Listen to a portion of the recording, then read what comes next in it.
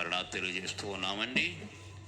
మరి Gannavaram zone UPF zone ప్రెసిడెంట్గా పరిచర్యలు జరిగిస్తూ అనేకమైన చోట్లలో దేవుని వాక్యవర్తమానం పరిచర్యలు అందిస్తున్నటువంటి మరి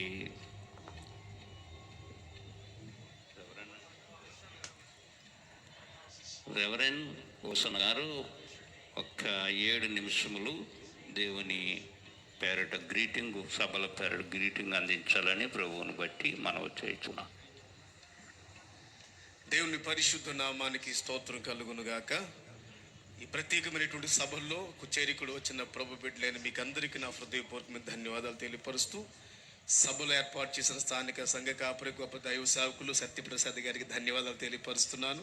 వేదికను అలంకరించిన పెద్దలందరికీ ధన్యవాదాలు తెలియపరుస్తూ, మీ మధ్యలో దేవుని యొక్క మాటలు అందించడానికి పరిశుద్ధాత్మ దేవుడు నాకు ఇచ్చిన అవకాశాన్ని బట్టి ప్రభువుని గణపరుస్తూ, నేను దేవుని సేవకులు సభల గురించి నాతో పంచుకున్నప్పుడు అప్పటి నుండి ప్రార్థన చేస్తూ ఉండగా, దేవుని సందులు ప్రభువా, మరి ఇక్కడికి వచ్చినప్పుడు ఈ సభల్ని మీతో బిడ్డలకి లేక మీ దాసులు ఎంతో శ్రమపడి ప్రయాసపడి సభలు జరిగిస్తున్నారు కనుక ఏ మాట ఇవ్వాలనుకుంటున్నారు ప్రభు అని ప్రభువుని అడిగితే, నిర్గమకాండం 33వ అధ్యాయం, దయచేసి చదవగలిగిన వాళ్ళు ఎవరైనా ఉంటే మంచిదని కోరుకుంటున్నాను.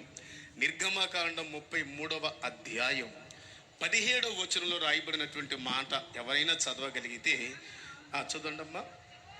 యెహోవా చేసి నీ మీద నా కనికరము లేక నా కటాక్షము కలిగి ఉన్నది. ఆమేనండి గట్టిగా.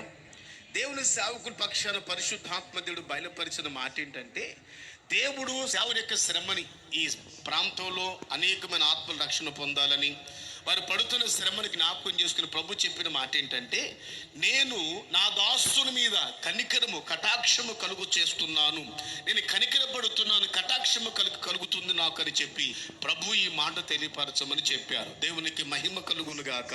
మనందరిని గురించి ప్రభు చెప్తున్న మాట ఏంటంటే, ఆయన కనికరించే దేవుడు, కటాక్షించే దేవుడు. దేని బిడ్డ కనికరము కటాక్షము అనే మాటను గురించి మనం ఆలోచన చేస్తే బహుశా కొంతమందికి అర్థం అవ్వచ్చు, అర్థం కాకపోవచ్చు. కానీ ఒక 3 మాటలు మీకు జ్ఞాపకం చేస్తాను. కనికరము కటాక్షం అంటే అర్థం ఏంటంటే, బైబిల్లో రాయబడిన ఆధారాన్ని బట్టి మీకు జ్ఞాపకం చేస్తున్నాను. కనికరము లేక కటాక్షం అనగా నెంబర్ 1 స్వతంత్రతనిస్తున్నాను అన్నాడు. ఆమె నన్ను గట్టిగా విడుదల, స్వతంత్రతనిస్తున్నాను. దేని బిడ్డ ఏ దుష్ట శక్తులు, ఏ శక్తుల యొక్క ప్రభావం మన మీద పని చేయకుండా ఈ సభల ద్వారా మీ అందరి మీద పనిచేస్తున్న సాతాను కట్లన్నిటి నుంచి విడుదల కలగబోతా ఉంది.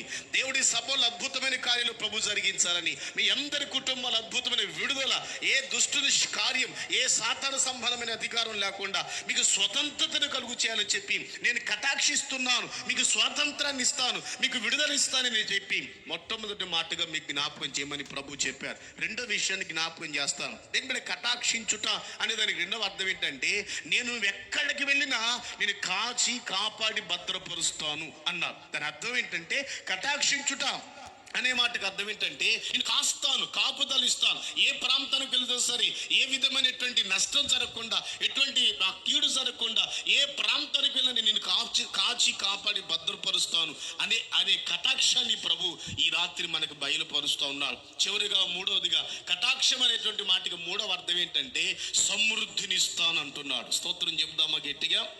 చెప్తారు గట్టిగా? హల్లెలూయా.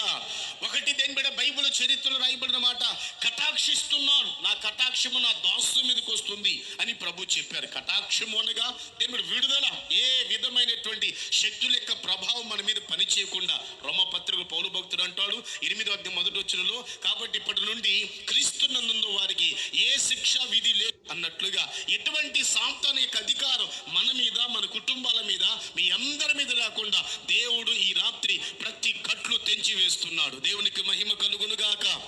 రెండో విషయంలో రాయబడిన మాటని గమనించినట్లయితే, నువ్వు ఏ ప్రాంతానికి వెళుతున్నా సరే నేను కాపాడుతాను, భద్రపరుస్తాను. ఎలా కాపాడుతావయ్యా?